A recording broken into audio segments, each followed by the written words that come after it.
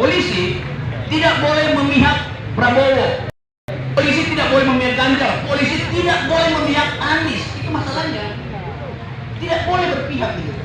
Walaupun tadi dibicarakan di FNN juga kita bahas, Kapolri Menipang sendiri mengatakan, entah dia salah ucap atau dia memang lupa bahwa dia itu Kapolri. Sebaiknya kita memilih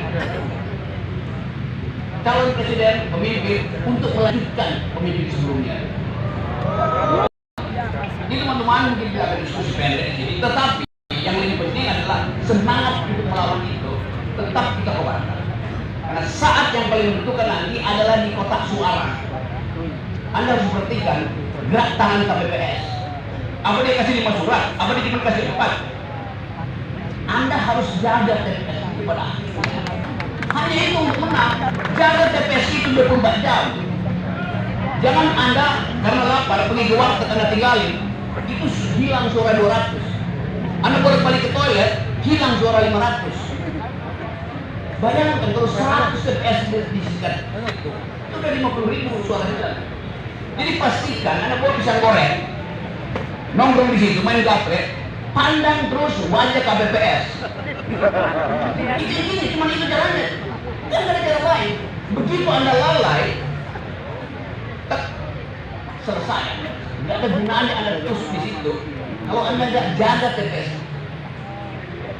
Simulasi-simulasi menunjukkan bahwa ini soal ketajaman mata kita. Jadi latihan untuk mata tajam. Terutama kalau kalian berupaya untuk mengintai gerak-gerik panitia-panitia. Hanya itu.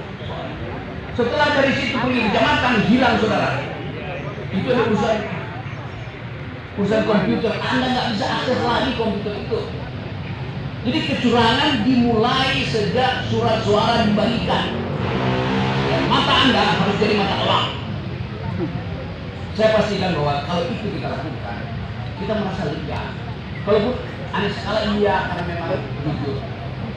Kalaupun Prabowo kalah, itu karena memang jujur. Demikian juga Ganjar. Jadi kalau ditanya siapa yang mesti dipilih, buat saya siapa yang tidak boleh dipilih. Makasih.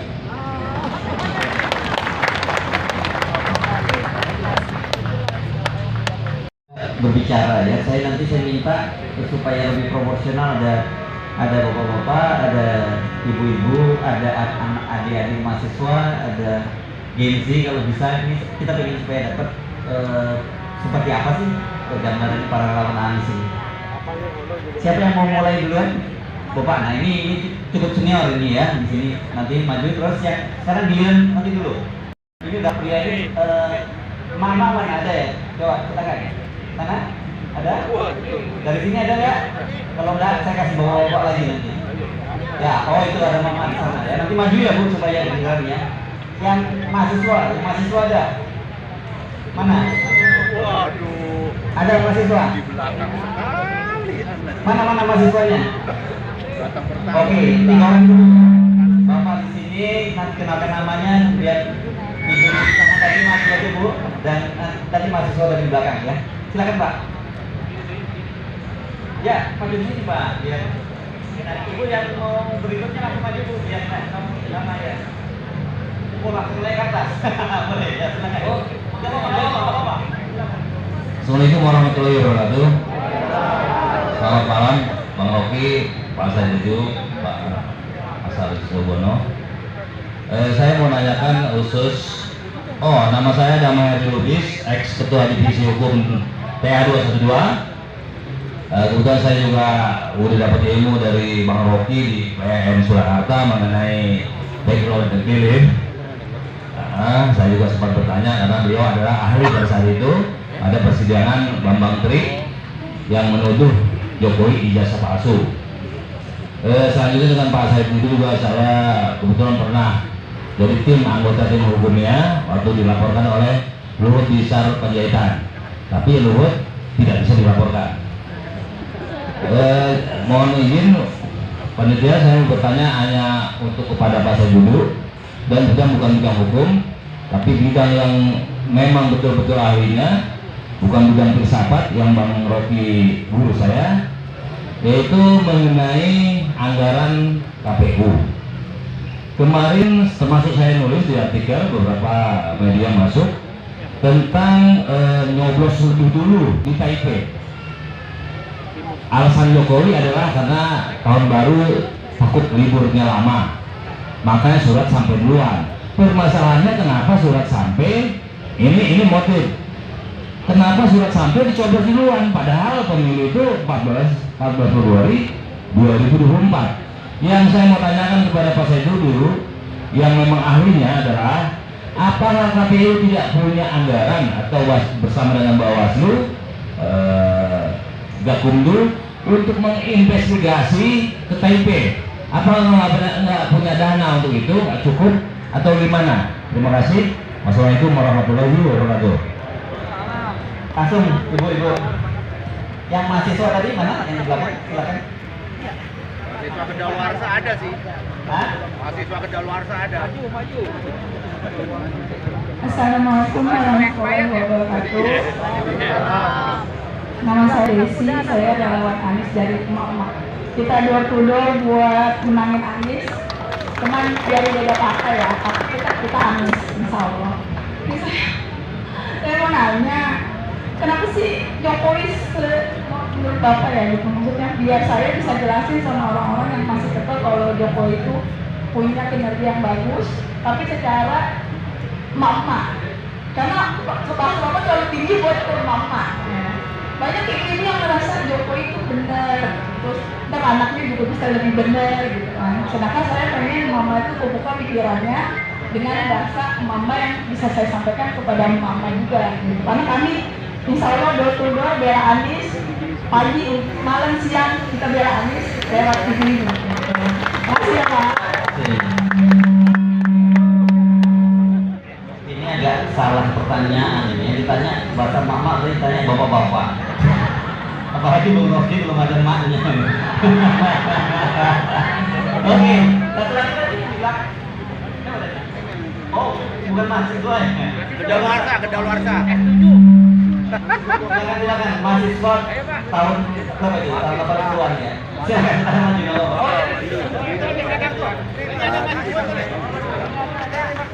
Iya. Fahmi maju Fahmi. Oh, Fahmi. Iya. Saya boleh duduk, Pak?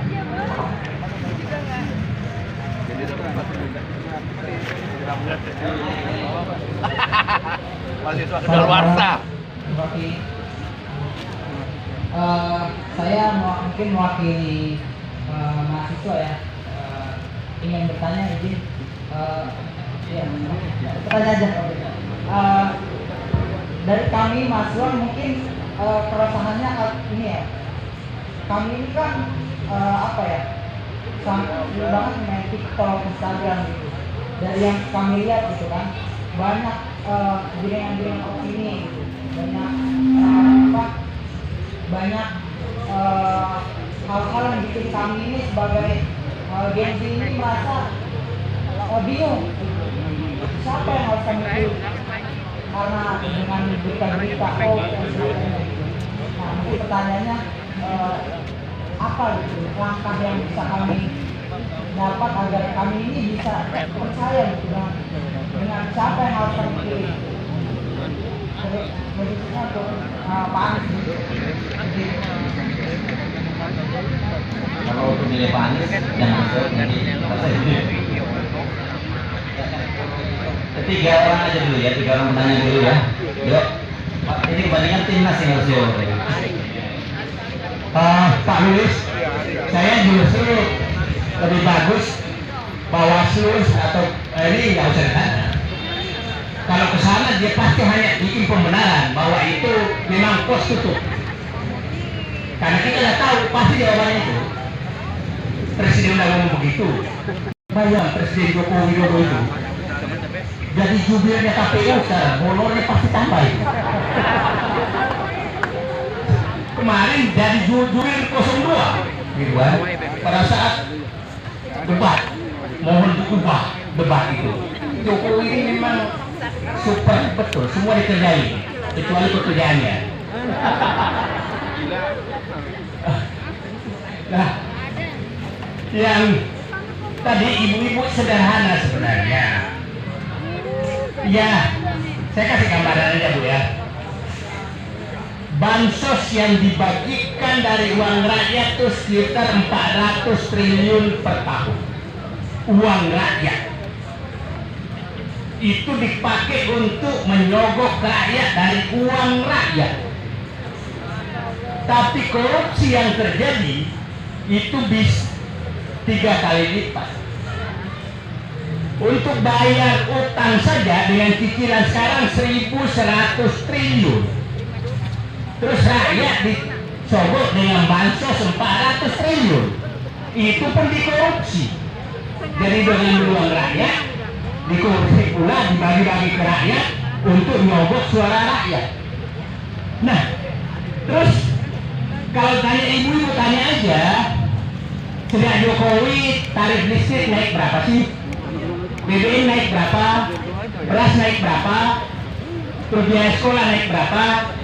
Kalau nanti anaknya nak jadi lagi, ya naiknya tambah. Kenapa nambah?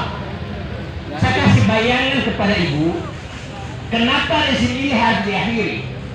Utang pada saat Jokowi menjadi presiden itu 2.600 triliun utang pemerintah. 2014 kira-kira akan menjadi 9.000 triliun.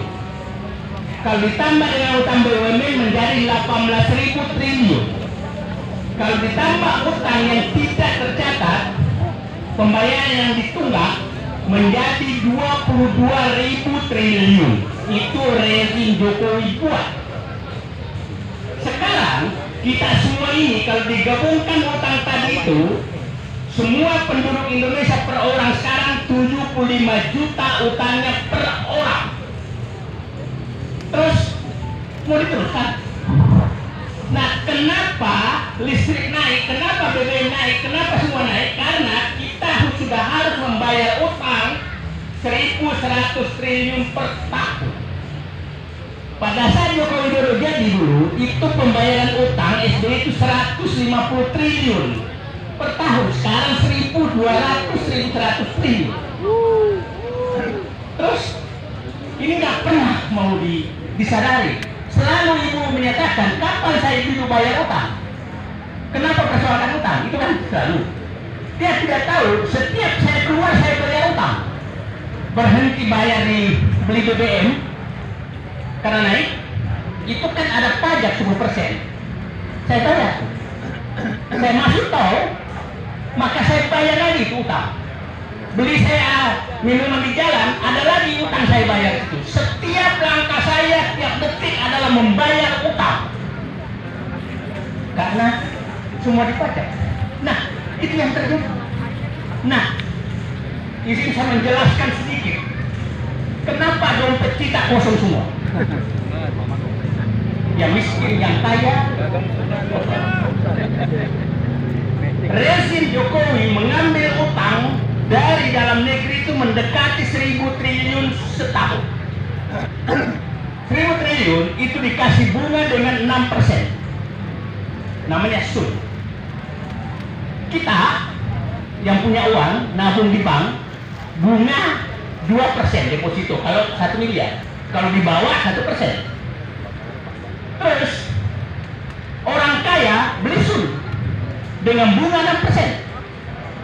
Kita dikasih bunga 1%. Nah, untuk membayar uangnya orang kaya 5% itu, jadi bunganya saja itu sekitar 600 triliun. 600 triliun ini dari dompetnya Rocky Gerung, dompetnya Hersu, dompetnya Said Didu, diambil tiap saat untuk dipakai membayar kepada orang kaya. Sehingga orang kaya makin kaya, orang miskin makin miskin. Nah, apakah ini diteruskan? Siklus ini harus dipahami bahwa kita semakin masuk siklus pemiskinan oleh rezim Joko Widodo. Itu yang tentang ibu-ibu tadi. Menjelaskannya sederhana ke ibu-ibu, kasih tahu saja. Kalau Anda masih mau menikmati penderitaan, maka pilihlah rezim kelanjutan rezim Joko Widodo. Itu aja jawabannya. Oke? Oke. Tadi pertanyaan mahasiswa.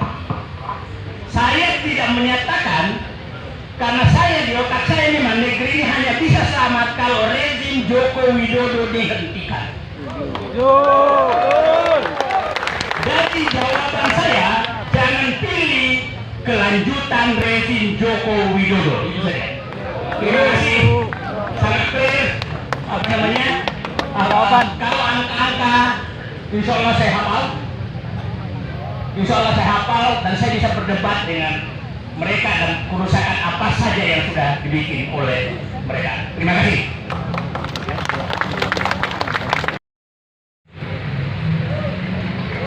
Karena ini negara yang didesain untuk kepentingan dua hal tadi, cerdaskan kehidupan bangsa, pelihara pakai istri. Karena kalau kita lihat, apakah bangsa kita makin cerdas? Makin bodoh, makin bodoh. Dibandingkan dengan keadaan sebelumnya, IQ kita, IQ nasional kita tinggal 78, sedikit di atas simpanse. Serius. Ini bukan riset saya, ini riset Bank Dunia, tinggal 78. Singapura 105, Vietnam 115, Thailand di atas 100 semua. Jadi bagaimana ada bonus demografi untuk kepentingan anak muda kalau IQ kita itu drop? Sekarang kita tanya, siapa yang bertanggung jawab terhadap turunnya indeks kecerdasan kita? Iya, Jokowi lah. Dia ditugasi kita lakukan kok. Jadi poin pertama, Jokowi gagal tidak mencerdaskan bangsa. Itu juga yang akan terjadi di dalam politik nanti. 80% dari pemilih Indonesia yang akan masuk ke TPS pendidikannya cuma sampai kelas 7, artinya SMP kelas 1, enggak harus SMP. Anda di sini terpelajar semua, tapi di desa-desa, di Garut Selatan, di Kalimantan Tengah, pendidikannya minim sekali. Jadi terlihat bahwa Jokowi hanya sibuk memperpanjang jalan tol, sementara itu dia memperpendek jalan pikiran, karena itu keduluan bertambah-tambah. Begitu orang yang berkasih mak-mak.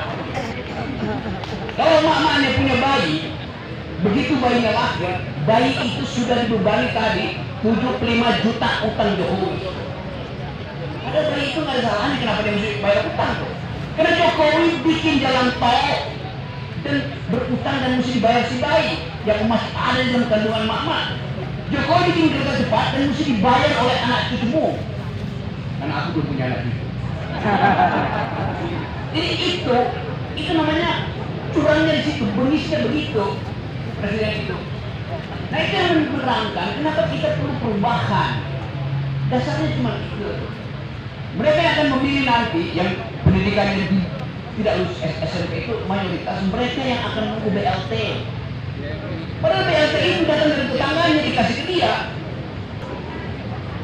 Tanpa mereka tahu bahwa BLT itu menghina manusia. Manusia punya harapan masa depan. Bukan setiap bulan dukung 400.000, 600.000. Lalu harapannya apa? Harapan itu hanya datang kalau ada perubahan. Itu dasarnya. Jadi udah pastikan bahwa ini presiden tapi dia nggak bermutu. Semua kapasitas ditaruh pada dia nggak bisa dilakukan. Jadi kita ingat bahwa kita punya bekas presiden namanya SBY. Kita punya bekas presiden namanya Pak Harto. Zaman Pak Harto oligarki itu ada, tapi Pak Harto pastikan yang dirampas oleh oligarki masih balik ke negara 35%. 35% balik ke negara dalam berapa? SD impres, irigasi, jalan kabupaten, hidup ekonomi kita, pembangunan daerahnya hidup. Walaupun kita dirampok, tapi Pak Harto bisa panggil balik, balikin tuh. Yang balik tinggal 35%. Zaman Pak SBY yang balik tinggal 27%. Zaman Jokowi yang balik tinggal 7%. Itu masalah kita di situ. Jadi kita ingat, Pak Harto sebagai bekas presiden, karena ada yang berbekas, dia tinggalkan pada sejarah. Yaitu pembangunan infrastruktur. Pak Harto itu bawa pembangunan infrastruktur bukan Jokowi. SBY meninggalkan pada kita kemajemukan. Dia membekaskan pada kita demokrasi itu. Jokowi apa? Iya. Presiden yang sudah bekas. Masih presiden tapi udah nggak berguna. Makasih.